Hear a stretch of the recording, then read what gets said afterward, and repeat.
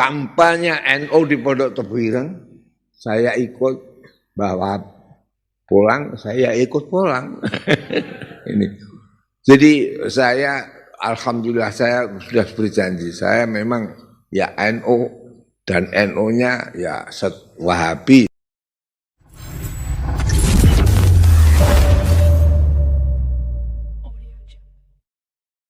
Saya alhamdulillah NU itu saya tidak bisa, saya tinggalkan.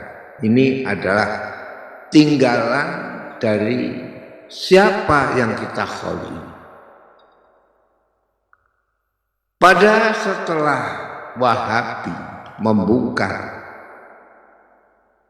apa yang disebut daripada makabir, cungkup kalau ubah para sahabat, para ulama-ulama besar. Itu ulama-ulama Makkah tidak mampu untuk mengendalikan yang hal itu. Tetapi apa yang terjadi? Bahwa sebagai pimpinan Jam'iyah Nahdlatul Wathon, yang walau Nahdlatul Wathon itu artinya gerak atau bangkitnya pencinta tanah air, tapi Nahdlatul Wathon mempunyai anak organisasi keislaman, yaitu Jam'iyatun Nasihin yang diketuai oleh Kiai Asnawi Kudus. Tahun 25 pada waktu itu diputuskan ulama-ulama Jam'iyah Nahdlatul Wathon mengirimkan utusan menghadap Raja Abdul Aziz. Kemudian yang ditunjuk pada waktu itu, saya diceritai oleh orang tua saya dan ulama-ulama yang dahulu, mestinya dipimpin oleh Kiai Asnawi. Delegasi ulama Nahdlatul Wathon sering disebut-sebut ulama Nahdlatul. Sehingga akhirnya 25 kembali, akhirnya terbentuk apa itu yang menjadi delegasi itu komite, sehingga komite Hijaz itu tidak bisa dipisahkan dengan komite Muktamar Nahdlatul Ulama yang pertama.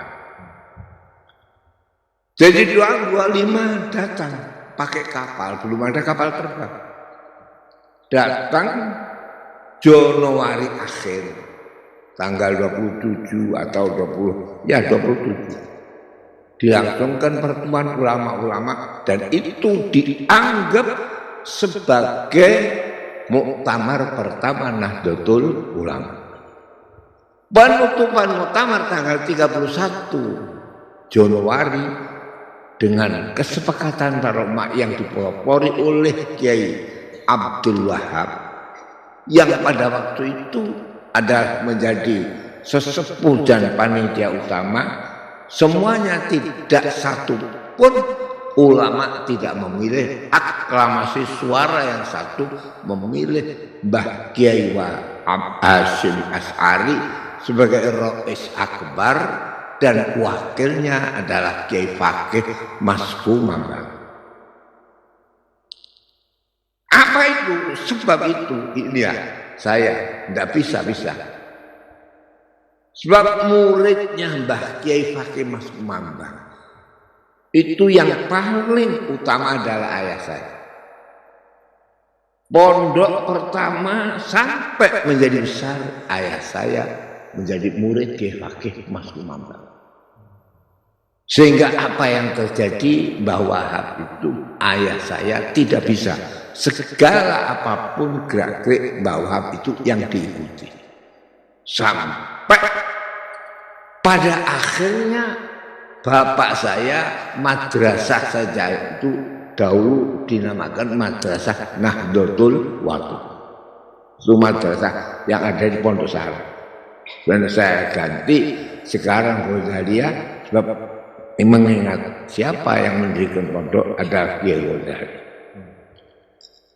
Mbah Kiai Wahab ada kayak begitu. Jadi al-arwahu juludun mujannadah. Fama ta'arafat ikhtalafat. Fama tanakarat ikhtalafat. Jiwa itu adalah sebagai kayak bala tentara yang dikuatkan, yang disatukan. Tidak bisa satu sama lain berpisah dan tidak derap yang satu. Derap yang satu inilah menunjukkan suatu kekuatan. Baghdad yang begitu besarnya kekayaan minyak, kekayaan ilmu dahulu, apa yang terjadi dikalahkan dengan Amerika? Sebab derapnya itu tentara adalah Amerika. Baghdad itu tentaranya podo karo. Jadi kadang siap merokok, itu tentara. Ini bahwa itu enggak bisa. Apa sebab? Sebab ayah saya adalah yang dekat dengan Kiai Fakih Mas Maman dan Kiai Wahab satu-satunya ulama yang dekat dengan Mbah Hasim. Sehingga pernah saya ceritakan di sini, tapi tidak akan saya jelaskan di majelis ini, pernah bertemu 6 mata antara Mbah Wahab, ayah saya, dan Mbah Hasim Asy'ari. Ini Mbah Wahab adalah komite Hijaz menjadi komite Muktamar. Mbah Wahab satu-satunya ulama yang oleh ayah saya di mana saja mesti saya ikuti itu Mbah Wahab. Sampai ada NU keluar dari Masyumi jadi partai. Itu Mbah Wahab. Bapak saya pertama kali saya harus ikut Mbah Wahab. Dari tahun pemilu tahun 55 akhirnya berdirilah NU Lampung 53 sebagai partai politik, 55 ikut pemilu, dan segala apapun putusan itu yang pecah antara kaum nasionalis dengan Islamis, akhirnya kalau tidak ada Wahab, taqabbalallah minna wa minkum taqabbal. Ini saya menyaksikan. Apa itu terjadi? Sampai ada peraturan partai harus berdasarkan sama satu. Tidak boleh ada partai yang berdasarkan Islam. Sehingga Mbah Wahab ikut. Apa itu terjadi? Kalau enggak ada Wahab, NU ya taqabbalallah minna wa minkum taqabbal. Jadi enggak Mbah Wahab. Di NU jadi partai tahun 53. Ikut pemilu 55. NU kampanye tahun 55 di Pondok Tebuireng. Sebelum hari H di Pondok Tebuireng, karena ada lain, ada akui pada waktu itu, saya 3 hari sebelum Mbah Wahab datang, belum ada, saya mondok Tebuireng. Jadi saya pernah mondok Tebuireng 3 hari. Habis akhirnya kampanye NU di Pondok Tebuireng, saya ikut Mbah Wahab pulang, saya ikut pulang. Ini. Jadi saya alhamdulillah saya sudah berjanji, saya memang ya NU dan NU-nya ya Wahabi, tapi Wahabi bukan Wahabi Mekah, tapi Wahabi tambah beras.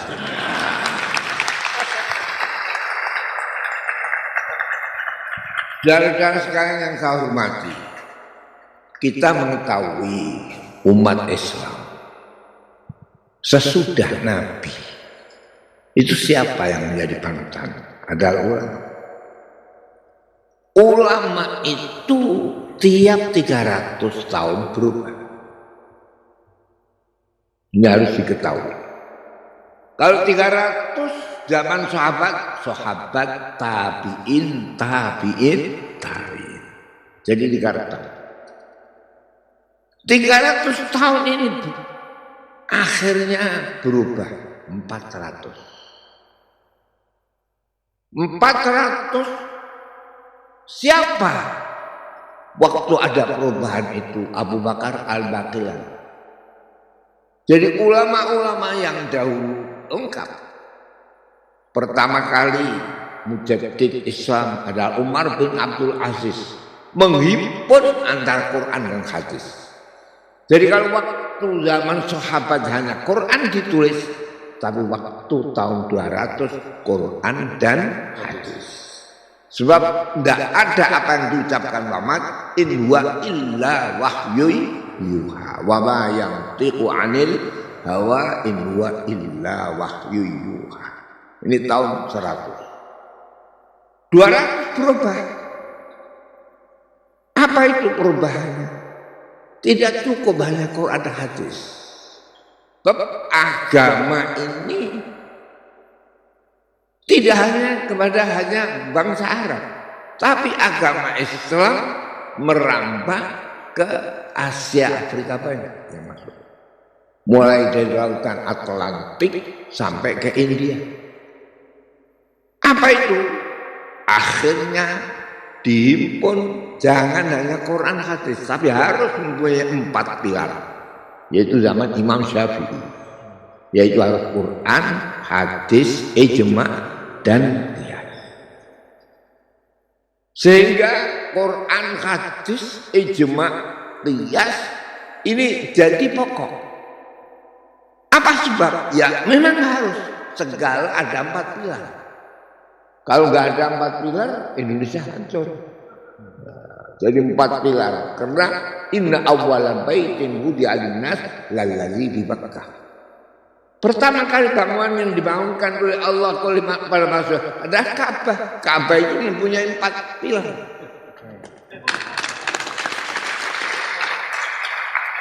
Jadi sampai sekarang nggak mempunyai 4 pilar, taqabbal Allah.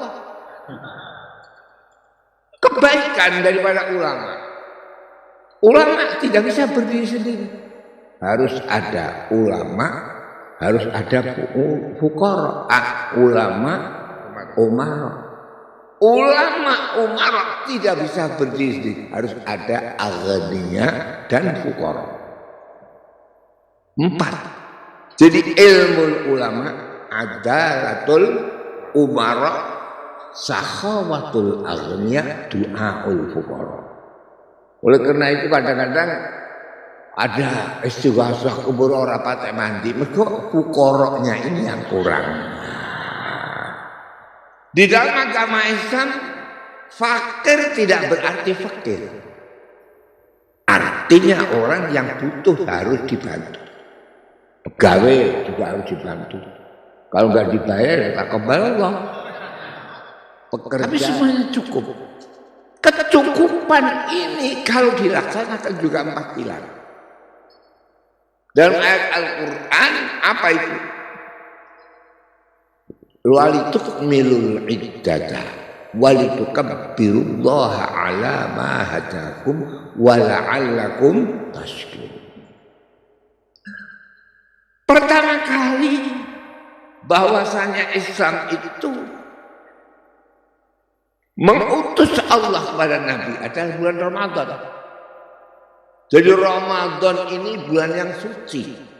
Sebab Nabi diangkat jadi Nabi adalah pada 17 Ramadan. Bertepatan 8 Agustus. 8 Agustus.